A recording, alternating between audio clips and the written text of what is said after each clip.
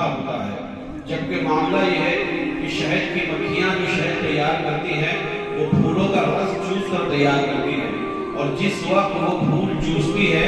تو ان کا جو رس ہوتا ہے نہایت کڑوا ہوتا ہے، انسان زبان پر اسے ٹچ بھی نہیں کر سکتا، اسے چکھ نہیں سکتا۔ لہذا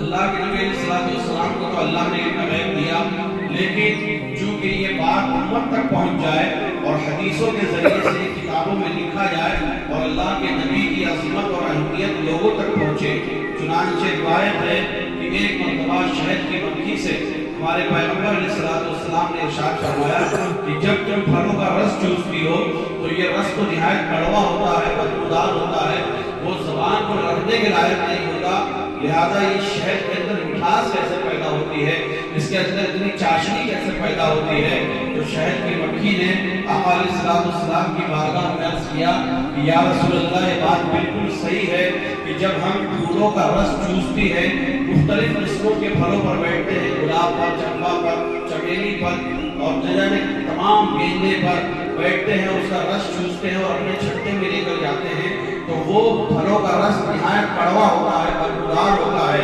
لیکن یا رسول اللہ ہم ایک کام کرتے ہیں اور وہ کام یہ کرتے ہیں کہ جب پھلوں کا رس چوس کر ہم اپنے چھٹے کی طرف اڑتے ہیں تو آپ پر درود پاک پڑھتے ہوئے جاتے ہیں، سبحان اللہ، سبحان اللہ، پاک پڑھنے کی برکت سے اللہ تبارک و تعالیٰ اس کڑوے سے رس کے اندر مٹھاس پیدا فرما دیتا ہے، سبحان اللہ، حلاوت پیدا فرما دیتا ہے، چاشنی پیدا فرما دیتا ہے۔ لہذا یہ دنیا میں مثال مشہور ہے کہ اگر کسی کی مٹھاس کی مثال دی جاتی ہے تو شہد کے ساتھ اس کی مثال دی جاتی ہے کہ فلاں تو اتنا میٹھا ہے جیسے شہد کتنا میٹھا ہے، تو شہد کے اندر جو مٹھاس آئی ہے وہ درود پاک کی برکت کی وجہ سے آئی ہے، شہد کو جو مقبولیت حاصل ہوئی ہے وہ اللہ کے نبی پر درود پڑھنے کی برکت سے حاصل ہوئی ہے۔ چنانچہ ہمارا اور آپ کا یہی عقیدہ ہے کہ جب بے جان جانور اللہ کے نبی پر درود پڑھے، جب پتھر اللہ کے نبی پر درود پڑھے، جب شجر و حجر اللہ کے نبی پر درود پڑھے، تو اس درود کی برکت سے اللہ تبارک و تعالیٰ ان کو وہ مقام عطا فرماتا ہے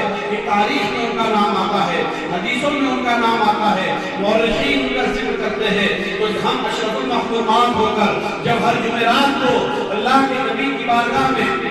اپنے عشق اور اپنی غلامی کا ثبوت دیتے ہوئے کہ محفل پاک سجاتے ہیں اور بحمدہ تعالیٰ سرزمین بندہ نواز پر، گلبرگہ شریف کی سرزمین پر آپ عاشقان رسول کی جو محفل ہے یہ 642ویں محفل پاک ہے، یہ محفل پاک آپ کے عشق کی دلیل ہے، اور جگہ جگہ ہر ہفتہ آپ الگ الگ گھروں میں مسجدوں میں جو درود پاک پڑھتے ہیں، قیامت کے میدان میں اس زمین کا ہر حصہ آپ کی گواہی دے گا، آپ کی غلامی کی گواہی دے گا، آپ کے عشق کی گواہی دے گا کہ اس نے مجھ پر بیٹھ کر کے درود پاک پڑھا تھا۔ یا رسول اللہ میں اس بات کا گواہ ہوں، تو ہمیں اپنی کسی نیکی پر اتنا اعتماد نہیں ہے کہ کوئی نیکی ہماری بارگاہ رسالت میں مقبول ہو، لیکن درود پاک اللہ کرے تو رسول پاک پر پڑھنا وہ عظیم عبادت ہے کہ وہ خود ہی مقبول نہیں ہوتا، بلکہ حدیث میں آتا ہے کہ اس